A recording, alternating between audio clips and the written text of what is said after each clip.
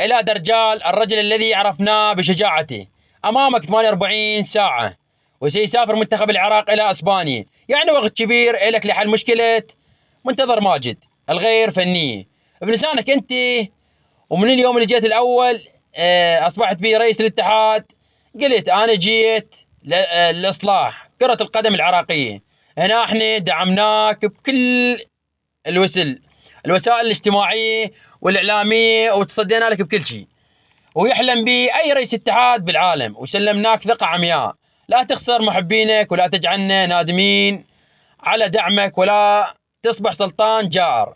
هذا فرصتك لتجديد ثقة ملايين الناس بيك.